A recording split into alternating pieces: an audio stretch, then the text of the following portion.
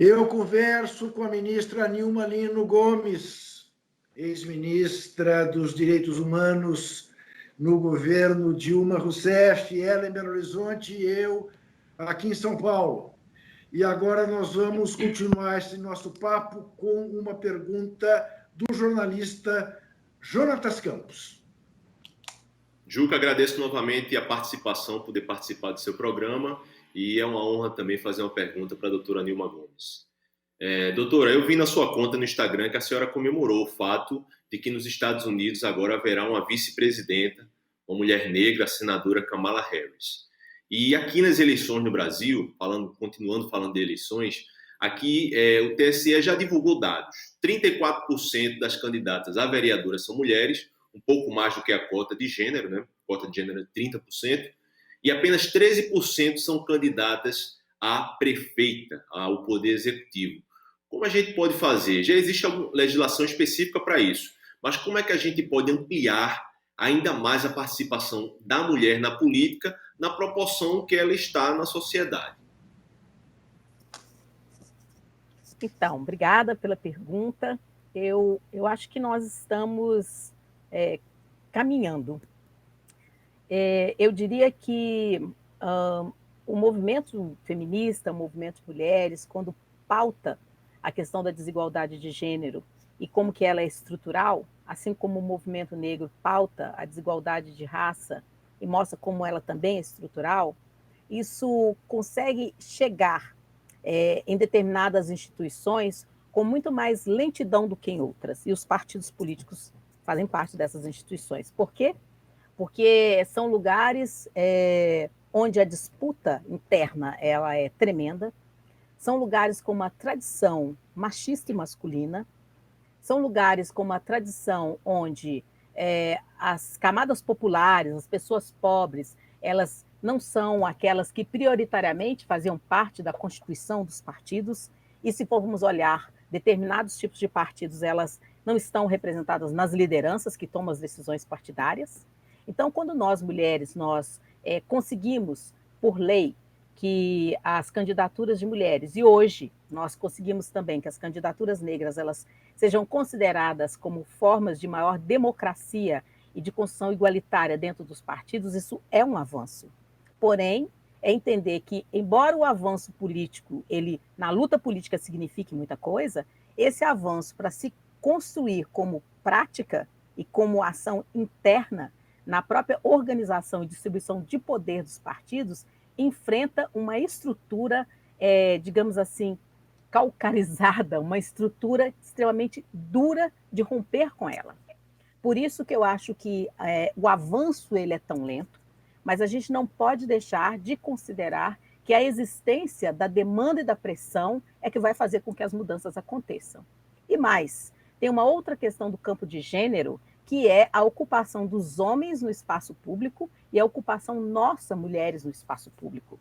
Aos homens, o espaço público, entre aspas, é quase que dado e construído para nós, mulheres, para irmos para o espaço público e vamos pensar o espaço da política institucional, nós temos que romper com essa lógica que nos confina nos espaços privados. Porque para você se construir como uma candidata, como uma política, como uma mulher que envolve na política, nós precisamos de que tenha as condições para que nós, mulheres, estejamos também com direitos iguais no campo da política.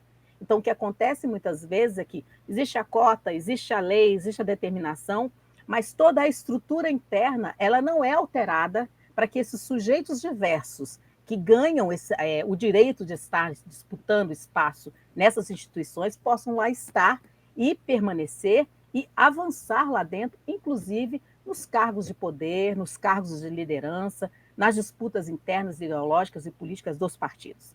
Então, eu diria, é como a discussão das ações afirmativas. Não basta avançarmos no acesso, mas as instituições que se redemocratizam do ponto de vista de gênero e racial, internamente, elas também têm que mudar as suas estruturas para que se tenha as condições para que as pessoas possam ocupar os espaços de direito que foram alcançados. Mormente num momento em que a política de cotas no Brasil também corre riscos, né, ministra? Sim, corre risco, e temos já uma determinação, né, em relação às cotas nas universidades, que em 2022 nós temos uma avaliação, né, da Lei 12.711 de 2012. E essa avaliação vai cair nesse Congresso, com essa correlação desigual de forças que nós temos, um governo de extrema-direita. Por isso, eu acho que aí a pressão que vem de fora, ela é muito importante. Ah, professora, mas aqui a gente faz, não pode entrar lá dentro do Congresso para protestar, porque é tudo virtual agora nesse momento. Olha, a gente está tendo que aprender outras estratégias de gritar e de fazer resistência, desde ir para a rua com álcool gel, máscara e distanciamento, até ocupar o espaço das redes sociais de uma outra forma, como nós não ocupávamos antes. E demos um grande espaço para que elas fossem ocupadas pelas fake news, que agora nós corremos atrás para superar essa situação. Mas eu acho que essa pandemia tem nos mostrado isso. É possível fazer essas outras resistências. Eu queria abordar, e nada mais adequado de abordar esse tema com a senhora, e porque tem tudo a ver também com a resistência das redes sociais, esse episódio lamentável do julgamento da jovem Mari Ferrer, em que as redes sociais tiveram um peso enorme e em que, mais uma vez, ficou muito claro a raiz machista da justiça brasileira. Queria que a senhora comentasse esse episódio.